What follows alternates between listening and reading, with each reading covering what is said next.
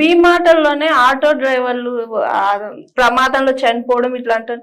ఇప్పుడు రేవంత్ రెడ్డి ప్రభుత్వం ఫ్రీ బస్సులు, మహిళలకు ఉచిత బస్సులు అని చెప్పి తీసుకొచ్చారు సార్, ఒక మేనిఫెస్టోలో ఒకటి.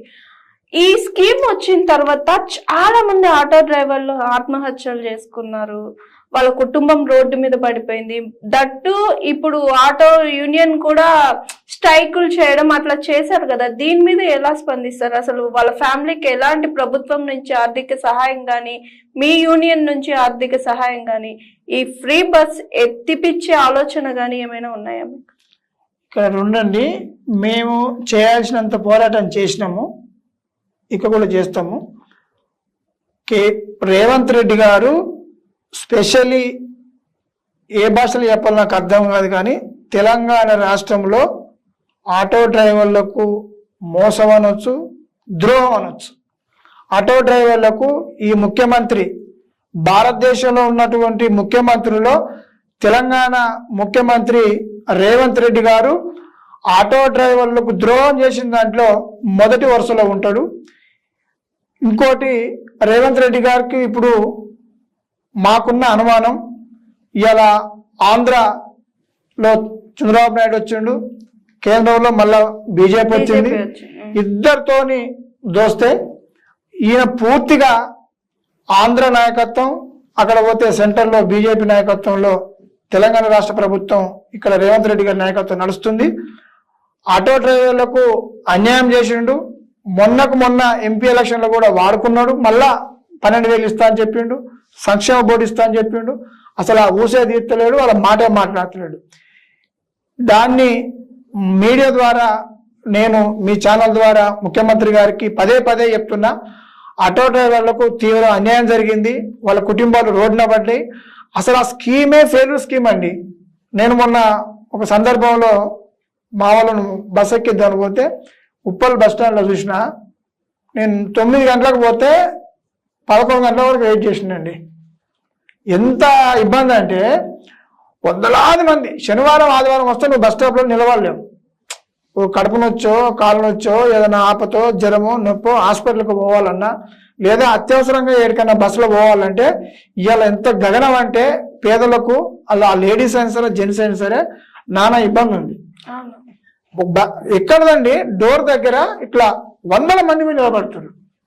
రీసెంట్ ఆ డోర్ లో నిలబడ్డం వల్ల స్కిప్ అయ్యి ఒక ఇంటర్మీడియట్ అమ్మాయి బస్ కింద పడిచాడు. నేను చూసిన స్వయంగా చాలా బస్ స్టాప్ చూసిన. మొన్న నేను ఒక 10 గంటలకు నిలబడ్డా, మొన్న 9 గంటలకు నిలబడ్డా, శనివారం రోజు పోయినా.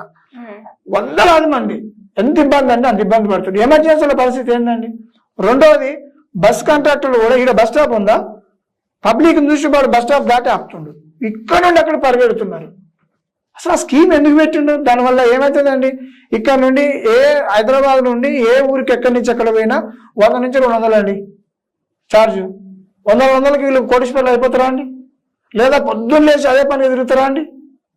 ఇక్కడ ఆటో డ్రైవర్లకు ఉరితాడేసిండు, అక్కడ బస్ ఎక్కిపోతా వాళ్ళకి ఇబ్బంది కలిగించిండు. ఇది చాలా దారుణం. ఆయనకు ఎవరిచ్చిన ఐడియా, అసలు ఎక్కడ లేని స్కీమ్ అది ఎందుకు తీసుకొచ్చిండు? కర్ణాటకలో ఫస్ట్ ఫ్రీ బస్ తీసుకొచ్చారు. అలాగైపోయారు వాళ్ళు. నిన్న మాకు ఒక మీటింగ్ జరిగింది, ఇది గవర్నమెంట్ డిపార్ట్మెంట్ వాళ్ళు, నిన్న కర్ణాటక వాళ్ళు, కేరళ వాళ్ళు, రాష్ట్రాల అక్కడ సంఘాలలో వచ్చారు, అక్కడి ట్రాన్స్పోర్ట్ కమిషనర్ కూడా వచ్చారు. నిన్ననే మా బంజారాయిల్స్లోనే గవర్నమెంట్ ఆఫీసులో జరిగింది, నేను పాల్గొన్నా. వాళ్ళు కూడా చెప్తారు, ఆల్రెడీ కర్ణాటక ఫెయిల్ అయిందండి, మీ దగ్గర ఎందుకు పెట్టారో మాకు అర్థమవుతుంది అంటారు వాళ్ళు కూడా. అంటే అది ఏం లేదండి, అది ఫ్రీగా వచ్చిన స్కీము. వీళ్ళు 6 గ్యారంటీలు అన్నారు, 6 దాంట్లో ఇది ఒకటి ఫ్రీగా వచ్చిందని ఫ్రీగా ఇచ్చేసిండు, అదొకటి చెప్పుకుంటే తిరుగుతున్నాడు అంతే. ఏమనంటే మహిళలకు మేము ఫ్రీగా ఇస్తే వీళ్ళు వద్దంటారు.